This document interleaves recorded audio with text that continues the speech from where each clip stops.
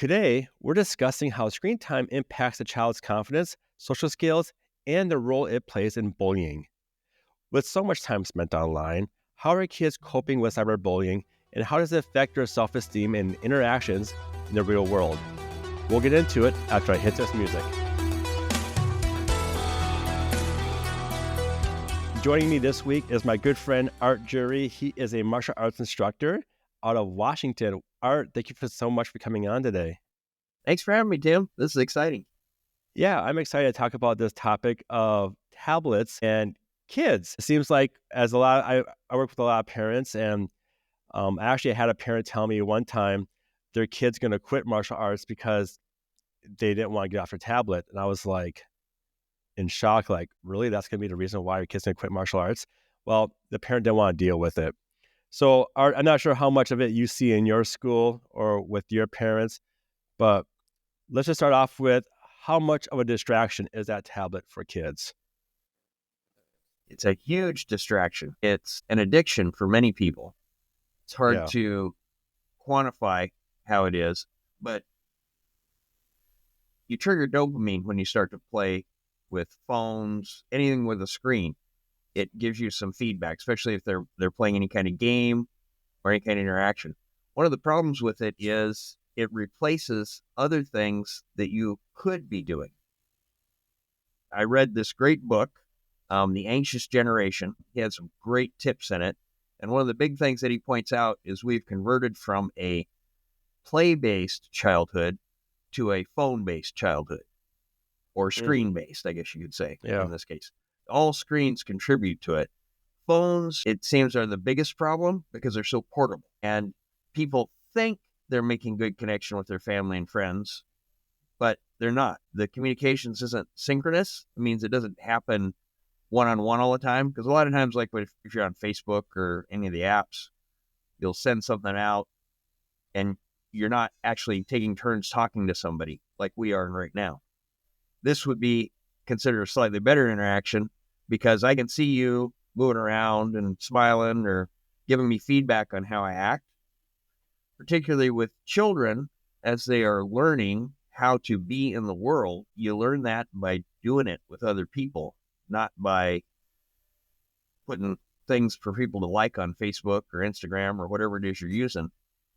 In that case, you're broadcasting one person to many. And one of the problems with that, and one of the things that they're seeing more and more, is children are very anxious because it's high stakes when you're broadcasting.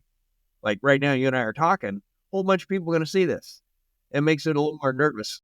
So are kids getting anxious because of their tablets and phones, or are they just anxious at the stage of development?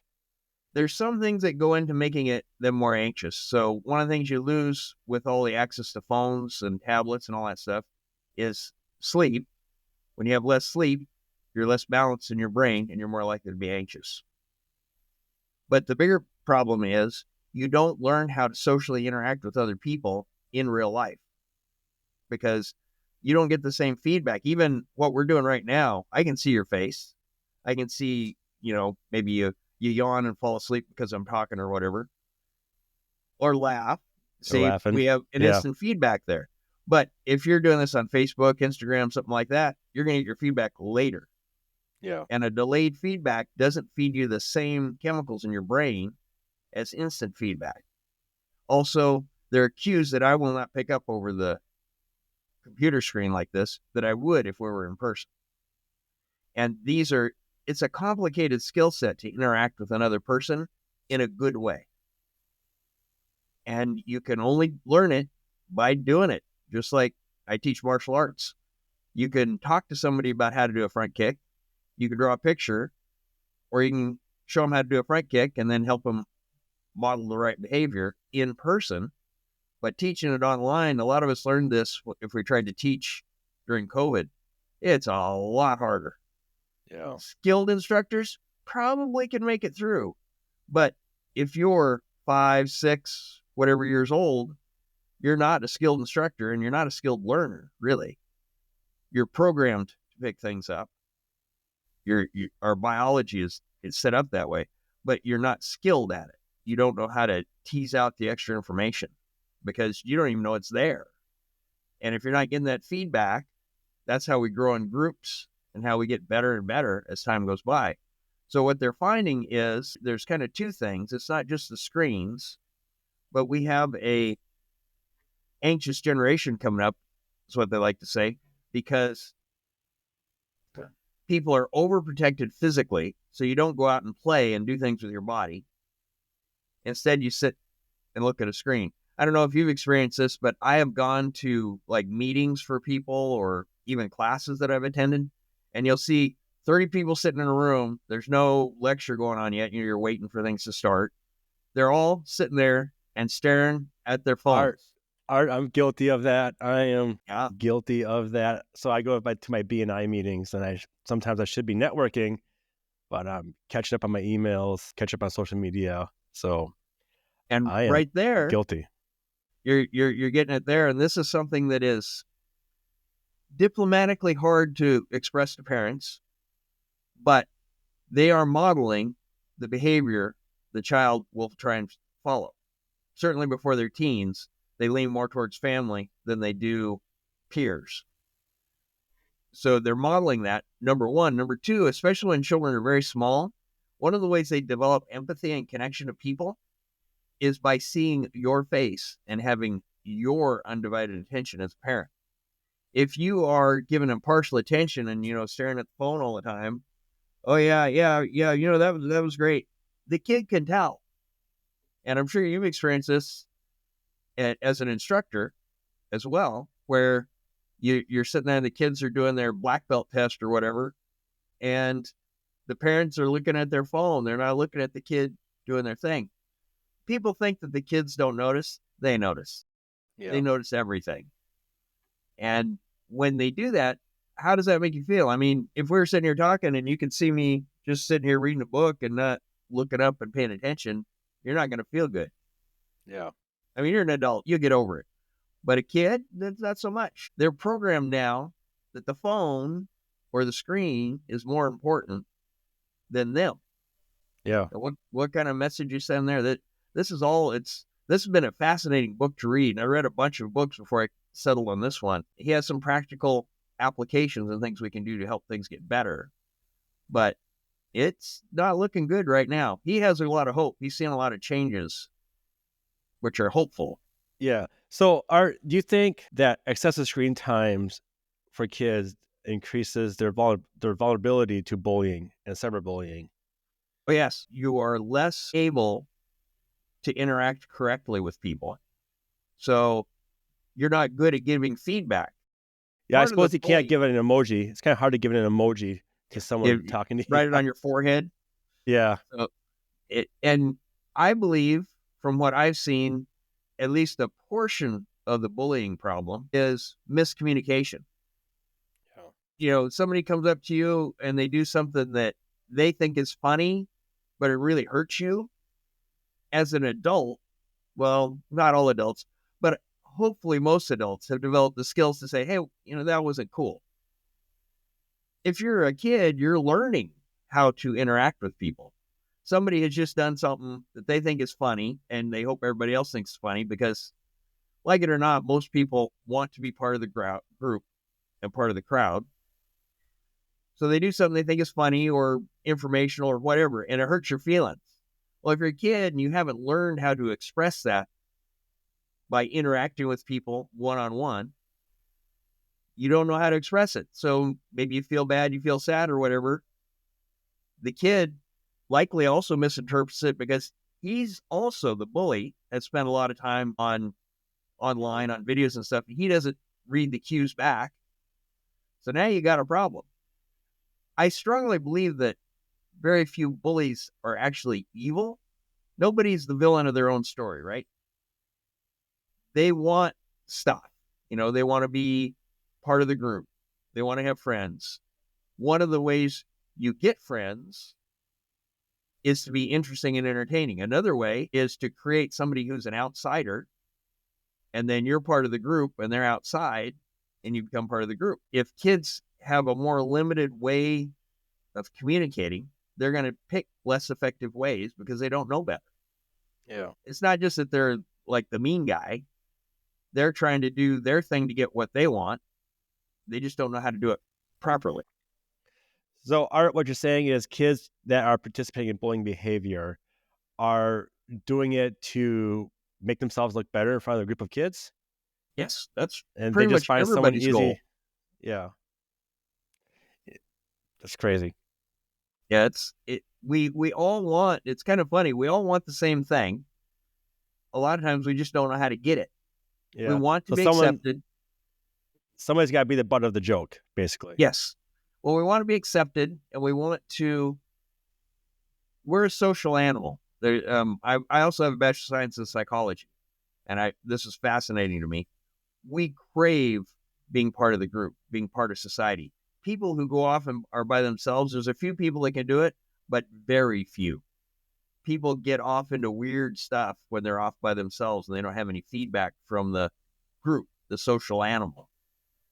And I believe this is part of what happens with bullying.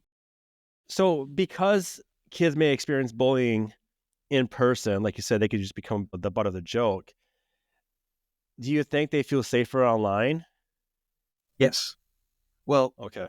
and also they're kind of programmed that way from their parents because people have changed in probably the 70s when I was growing up. Yeah, I'm old. You went out and played. I mean, I can remember I'd get on a bicycle with my friends. We probably rode a mile, and we just had to be home by the time the lights started to buzz and turn on at night. We have dinner or whatever. We go out, ride. Our parents didn't know where we were. We didn't have a phone. Neighbor parents probably knew. And there was a certain amount of trust at that time. One of the reasons why parents were confident in doing that is they kind of trusted the other adults, which is kind of funny because the crime stats say that it was a lot more dangerous then.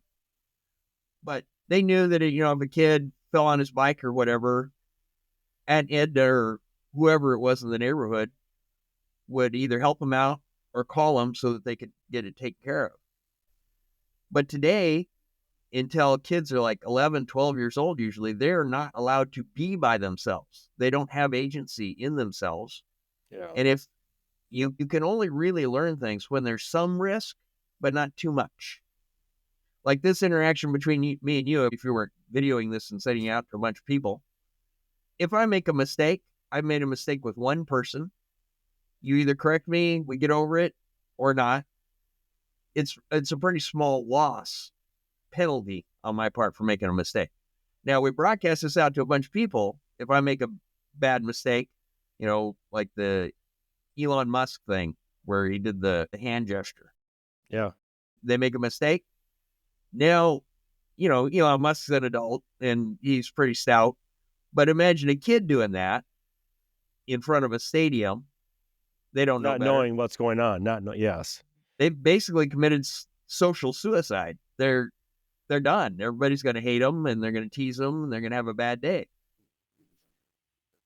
So, Art, though, it seems like we got a double-edged sword, though, because if kids don't feel safe with a group of kids in real life, but then they isolate themselves on social media because maybe they just feel safer there because they can't get picked on, but yet they could get exposed to cyberbullying and they're losing that social interacting skill. As a parent, how do I navigate that? Because I know my kids need to be off the tablets. They can't be interacting on social media. They need to be with real kids. And yes, there are, rude kids out there as well. I need to teach them that that's part of life. This is how you handle rude people in real life. But how do I relay that message that, in reality, social media is not as safe as you think it is. It's actually going to be worse hiding in your bedroom on social media than it is in front of people. You see what I'm saying? Now that I'm saying it, maybe I'm confusing myself. It's like, how do I do that? Excuse me. Sorry. It's an interesting thing because we've created a problem based on a group. I mean, we've all kind of created this situation where, and it comes from the parents. Your parents are anxious because they're worried about the child physically. So they see this great new thing, the internet, and they're like, oh, well, they can't get hurt on that. The problem is they're very careful physically. They protect children physically. They wrap them in cotton batting physically. But on the internet, they give their child's brain basically to the internet without any filter at all. And some of the things that are the bigger problem, especially when the children are younger, they develop from the cues, because we're going to learn, as particularly as children, we're going to learn no matter what you do, unless you set them in a box and do nothing. They pick up the cues from social media because that's where they're at. One of the big problems with this is opportunity cost, right? If you are spending 16 hours a day, which is not an unlikely number today, on a computer or on social media, those 16 hours, you're not learning how to play the guitar. You're not hanging out with friends and probably doing stuff you're not supposed to do that hopefully doesn't hurt nobody too much. I remember riding bikes and we made ramps and jumped off them, and we probably shouldn't have survived some of that stuff, but we did. If our parents had known about it, it would not have happened. But now everybody's got a phone, they've got social media. So their parents let them experiment online where there's low physical risk, but very high emotional, mental risk, because they're not doing other things with their friends. Well, I one don't know. thing, with my daughter, my oldest daughter, she's autistic, so communication is not like her thing to do. So she developed a group of online friends on the platform called Discord, which I never heard of until my daughter started using it. But what do online communities play in either supporting or harming a child's social development and sense of worth? Because it seems like that's where kids are going to these days. They're like, say, well, I am with my friends. We're just all online together. It's tricky because, and that's actually one of the things that they often list as a gain, is that you get access to more communities and stuff like that. Because, maybe there's only 5 people that have your disorder or problem in your city, but worldwide, there's a lot. And you have access to that. But it comes back to the same problem. You do not get the same quality of interaction over a computer that you do when you're one-on-one. So you don't get the same feedback. You don't gain the same skills that you would gain in a one-on-one communication.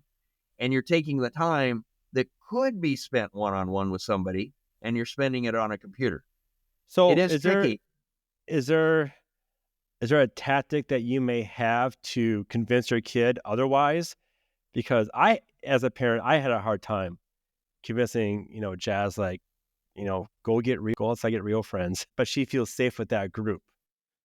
Well, one of the things you have to remember is your child does not really know how to make friends. And the other thing to remember is we got here as a community. We're only going to get out of this hole as a community. What many people are doing, and what this guy recommends in the anxious generation, is that you contact a couple other parents in your area, maybe people that are kind of friends of your kid or might possibly be friends in the future, and say, look, these screens are taking over our kids' lives. They're becoming screen kids. My aunt calls them vidiots. Idiots. Maybe not kind, but it's got an element of truth to it. So you group up with 2 or 3 other people and their kids, and you say, hey, I've been reading this book, and this guy says that we need to keep phones out of kids' hands until they're 14. And we need to not let them have social media accounts that they can access privately. You gotta have some give and take, because everybody's doing it, and it's part of the social landscape these days. But on a computer at home or a tablet where you can monitor it and be a guardrail for your child is a lot better than a phone that they take into bed and use under the covers at night instead of sleeping.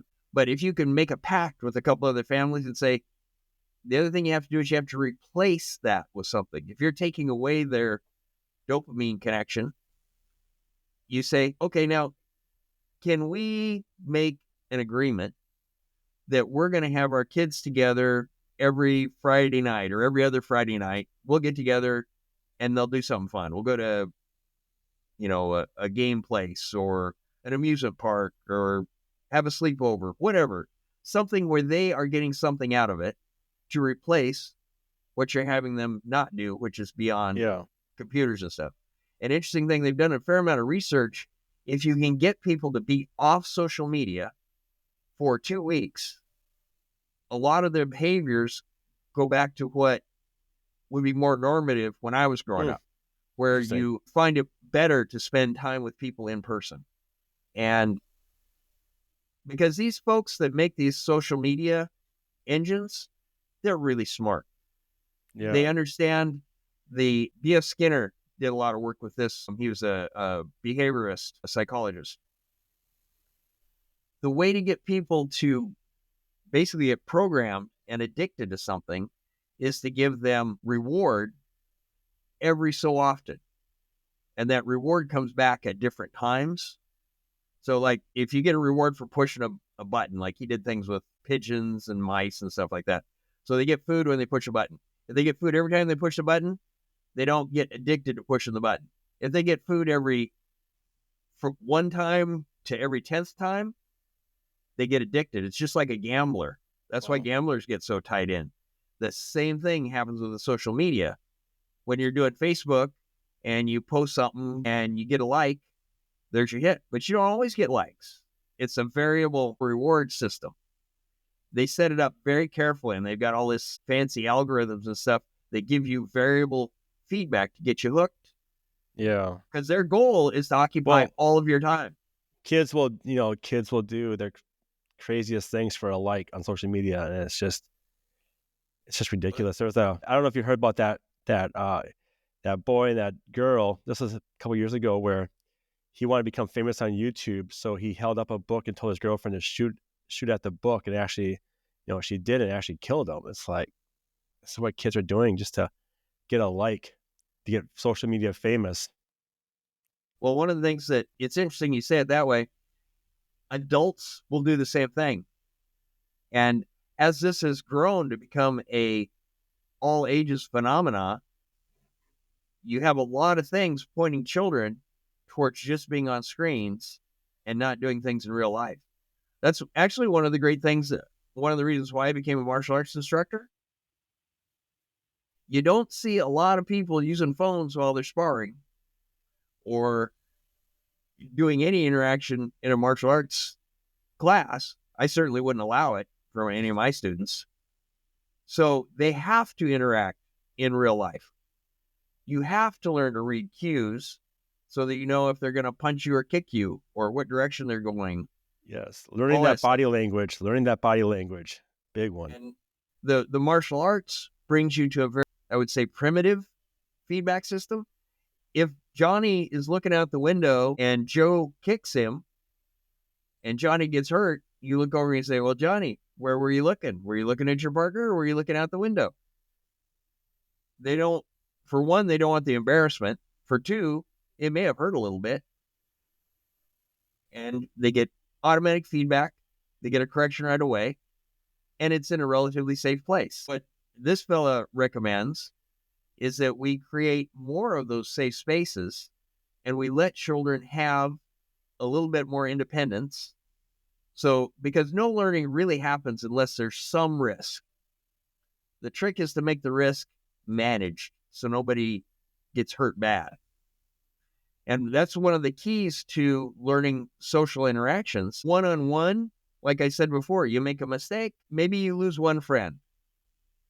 If you're doing it broadcast over social media, maybe you lost all your friends.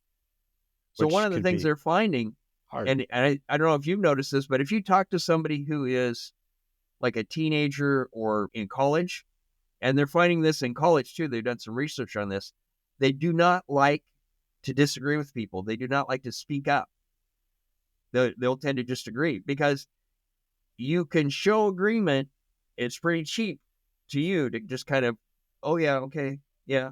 You bring up a good point. That's the problem with social media is you can't have an opinion that goes against somebody else's opinion, which can start a whole nother war on social media that you never intended to start. You're just giving a different perspective on a topic. And with social media, you can't have that face-to-face interaction and, hash it out right there and understand. You have to wait for that next post. And people, when you read online posts, you may not know the context that it was written in. Maybe they wrote that as a happy, I'm just joking, blah, blah, blah. Or maybe they wrote that, or some people may read it as, well, they were mad. They wrote that with anger. You don't know. But when you have that face-to-face interactions, you can at least get that. You can understand, which will bring your conversation to be more civilized. But Yes, it you brings me get up more to, feedback. yeah. So how can children be taught to use screens that foster positive relationships? Because yes, screens can be bad. We understand that, but we know the future, kids can be on screens more and more. Our public schools use the screens. They got rid of textbooks. We use screens now. So it's not going anywhere. We're not getting rid of it. So how can we as parents teach kids the correct ways to use it and to build positive relationships? Well, the first step is you have to build your community. If you're doing it, But when you say community, do you mean your online community, or do you mean like your town, as they say, your IRL, in real life. in real life So community? Okay, I want to make sure. if you take your child and you say, you may never use the screen again, you're done. They are one person and now they're alone because everybody's on screens. If you, like I said, you get with your child's friends, parents, and say, hey, we started on this phone thing and it's not going so well. My child's having some issues. How about you? Chances are they've recognized the same thing. And they say, I read this book, and this guy says one of the things we can do is we can get together and we kind of make a pledge that we're not going to let our child have a phone until they turn 14. Maybe a flip phone, but no smartphone. And now you've got 2 or 3 kids, and they can form a community that are not online. Because all of this is about creating community. They are going to create a community. The thing that you as a parent have to choose is what that community is going to be. Is it going to be online? Is it going to be in person?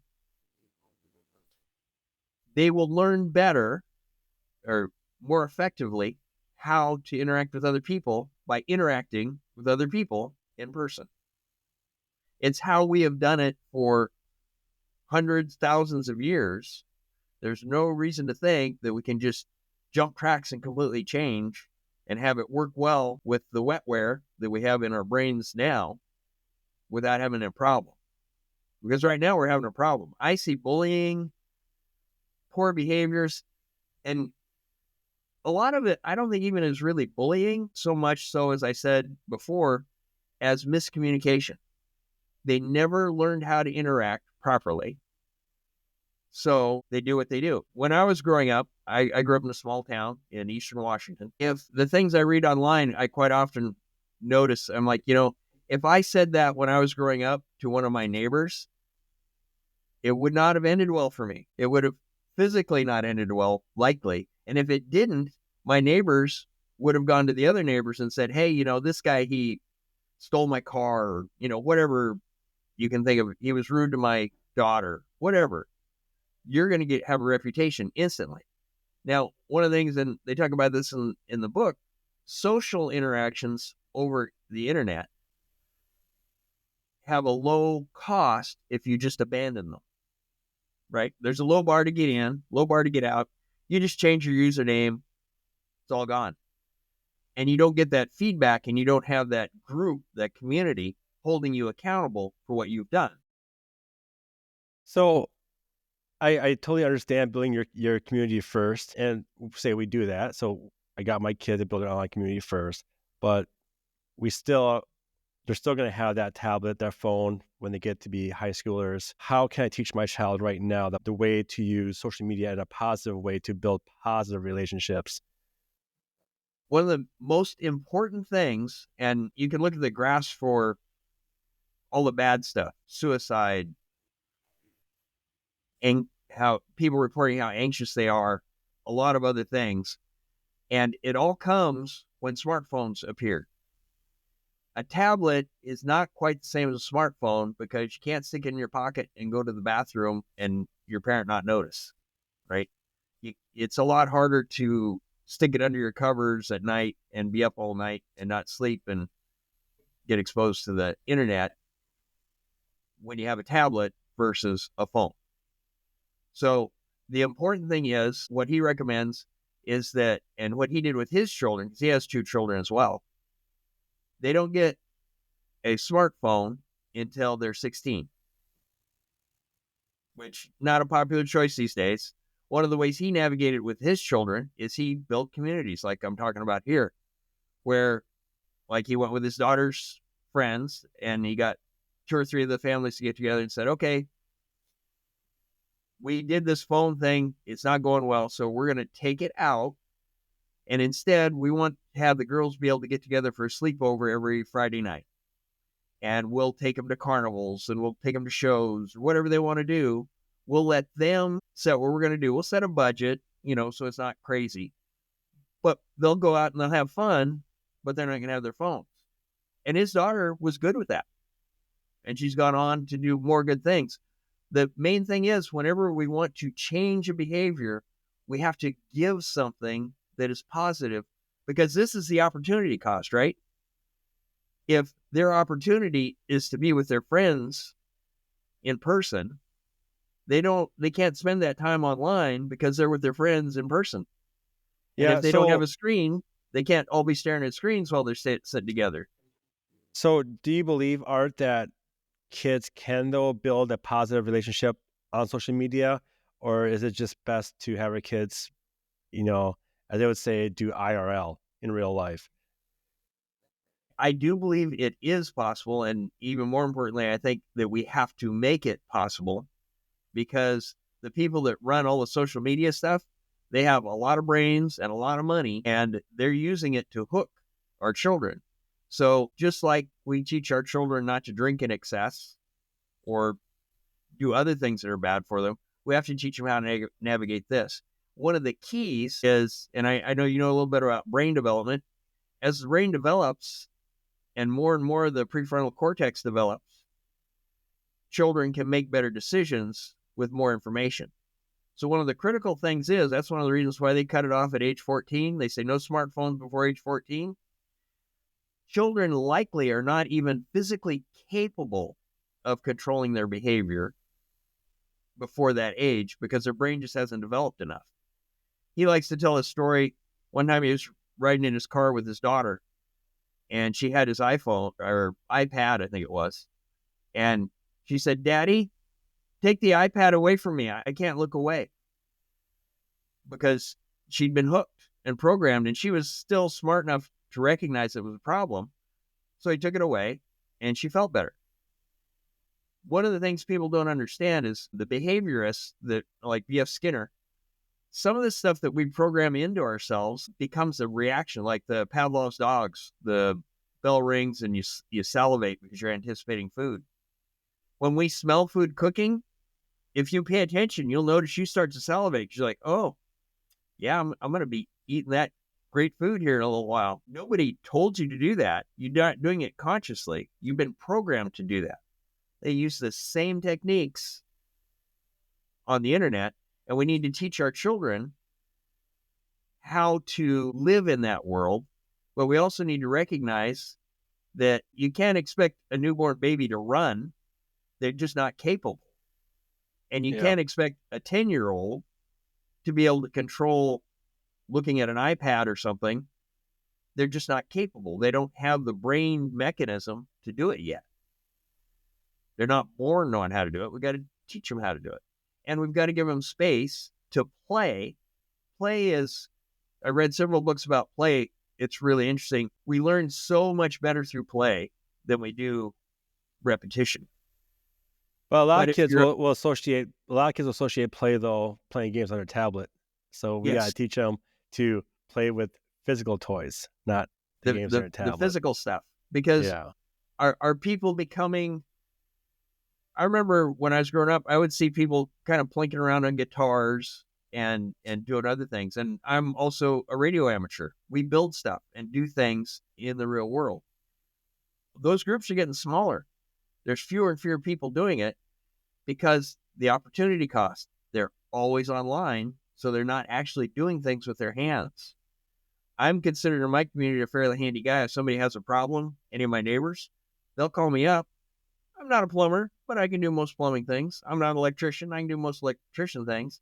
But the only reason I can do that is because I wasn't on my phone.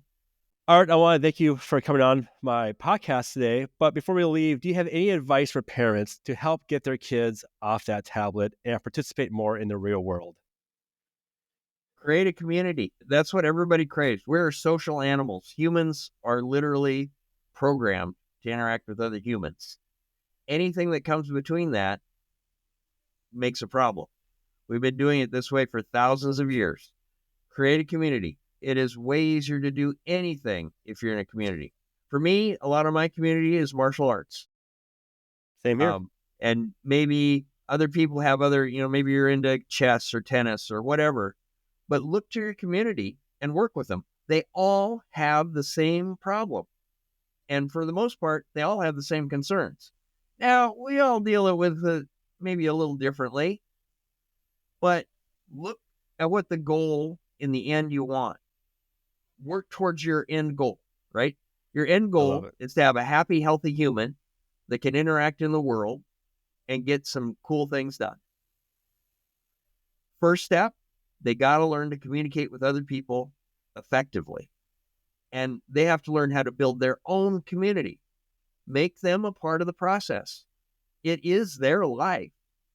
You're just the guide who hopefully is a little further up the mountain than them. And you're saying, this is the path. No, you go that way, you're going to fall in a ravine. Don't do that. Yeah, the listening gets variable as they become teenagers. But if you laid a good foundation when they're younger, you've allowed their brain to develop so that they're capable of understanding the correct behavior. I like got that. A whole lot better chance. I like that. Create a community, because now if your kid gets exposed to some in real life, IRL, I got to say my acronyms right. If your kids gets more of that in real life connections with kids, they're not going to need their phone so much to talk to them because they're going to be in real life. And it's more fun to hang out with somebody in person. Imagine going out to dinner. Imagine, Art, me, you are going to go have dinner. Let's do it on Zoom. That's not fun. I want to do it in person. So we did that a little bit during COVID, and it wasn't fun. A lot of people learned that. It is not fun. No, it's not always as fun. So different things get triggered when we are in person. I can't touch you on the shoulder or shake your hand. I can remember one of the things that I can remember is I remember hanging out with my friends, like I said, and doing things we probably shouldn't have been doing.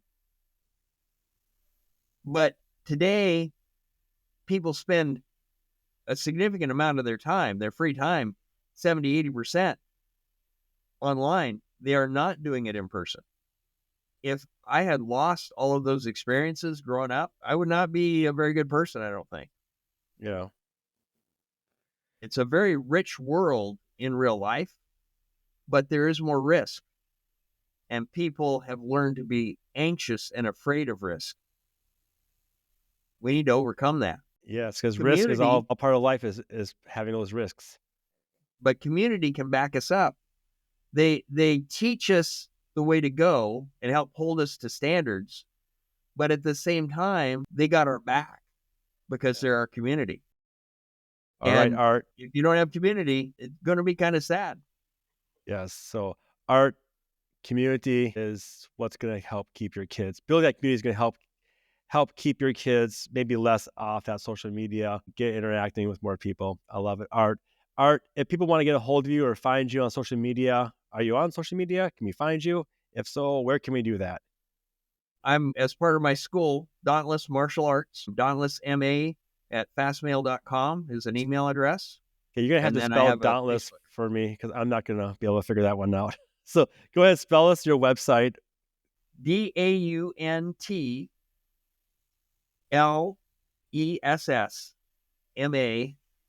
at fastmail.com. DAU. So that's your email. That's your email address, that's my right? Email. And my Facebook is Dauntless Martial Arts. Okay. And I will put that in Puyallup. If you're watching this on YouTube, I will put all that on the screen. You just saw it go by a few seconds ago. If you're Okay. listening, you know where to find it. It's in the show notes. Art, I want to thank you for coming on today. Well, thank you for having me. It's been quite an experience. This is my first official podcast, so if I made mistakes, now you know. You just got to do it. No one's going to know because I'm going to edit this out. No big deal. You did fine, Art. Thank you so much. Have a good day. Thank you. And for myself, you can always find us at our very own website, which is www.breakingbullying.com. You can also reach out to us at our email address. If you have a story of your own bullying to share, or for whatever reason you want to get a hold of us, our email address is breakbullyinghere@gmail.com. If you're a victim of bullying and you don't know where to turn, there is online resources to help you. The first is the government's very own anti-bullying website, and the address is www.stopbullying.gov. If you have had thoughts of suicide or of self-harm, we implore you to stop. Reach out to the National Suicide Hotline. That number is very simple. It's 988. I'm Tim Flynn, and thank you for listening, and we will be back next week to continue the conversation to break the silence on bullying.